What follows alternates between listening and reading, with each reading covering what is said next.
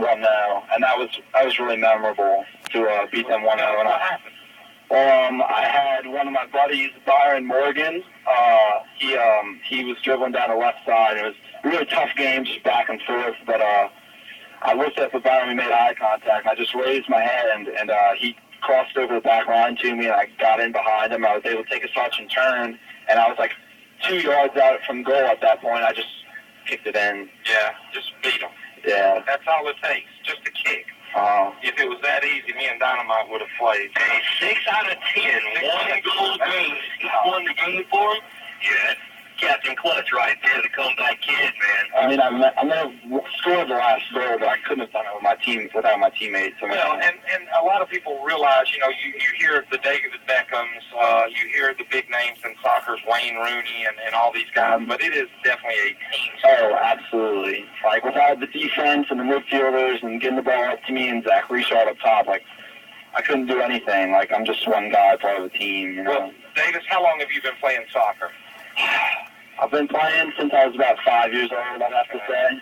So, for most of your life, yeah. Do you play club ball as well? I do. I play currently at Covington at CYSA. Right. I've been playing there for about a year. I formerly was at MSC, playing on the Division I team. So. Right. Now, do you have the same thing like Dan and Zach, where you know a lot of the other kids that you're playing against? Yeah, like some teams I'll recognize them, like, oh, I played them a couple years ago, and it's actually kind of nice because the D1 team I grew up playing with, we weren't particularly that great. We had a lot of tough seasons, tough losses. So now I'm coming back playing against these same kids I recognize, but we're beating them. So it's like, it's nice payback. Rubbing it in. Yeah. There you go. Well, you said that Coach Moser was kind of a prankster and a guy that likes to cut up. Tell us some of the stuff that he's done over the last couple of years that you've been playing for him. Oh, man. I mean, I don't know. He's constantly cracking jokes and just keeping practice like light, but it's intense at the same time. But he just gives a great atmosphere to play soccer. And you can't beat Bobby Knight all the time. Right. You got to have Sticky V in there. Yeah, he definitely is. He's hilarious and just comes with these crazy stories of him in prison. I mean, I don't know. Coach Mosher was in prison, so we got to ask him about that. Yeah, we need to find out about that. All right, so Davis, being a sophomore, even though you're one of the younger players on this team, you contribute a lot as far as goal scoring. Do you feel like you have a leadership role on this team?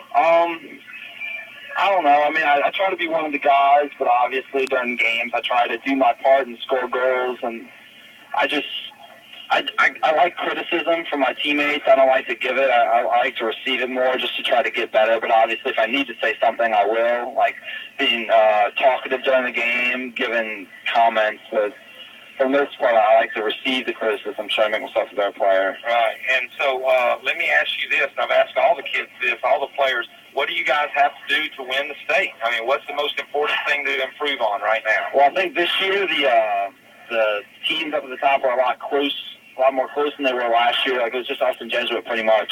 Right. This year you got about 5 teams, us included, that are all just in the mix, and it'll just come down to who wants it more, like dedication, hard work, but just winning those 50-50 balls during games and getting a little bit of luck, obviously, but a lot of hard work, too. I think it'll just come down to that. Do you think it's an advantage, you guys, at the home games playing on the sprint turf?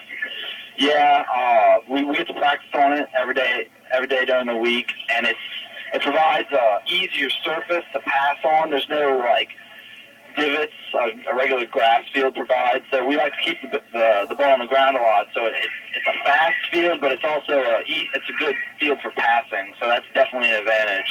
And do you think it gives you a disadvantage when y'all go play like at Tad Gormley or some of those other places? Yeah, when we play away and it's grass, but it's also the field dimensions are smaller, and we like to really spread out the game. So when we're playing in those other places, it's tough to. It's a tighter field. Right. Yeah. It's tough to get those, but we've done pretty good going to Sound Blue and North Shore, Mandeville, all tinier fields, and we've won all those games. Right. Davis, what's your GPA? 3.6. All right, and obviously you've got a couple years, but where would you like to go to school at? Well, I've been debating whether or not I want to like continue with college, with soccer going on to college, or if I'm just going to go to LSU or something like that.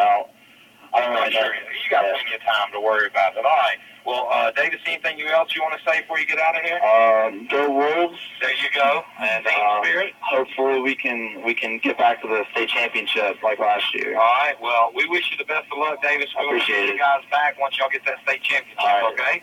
All right. That's Davis Neitzschman. There you go. Got it right. Got it right. I'm bad with names. So now coming up is Pam Hovis' son, and that's how he probably gets described to a lot of people.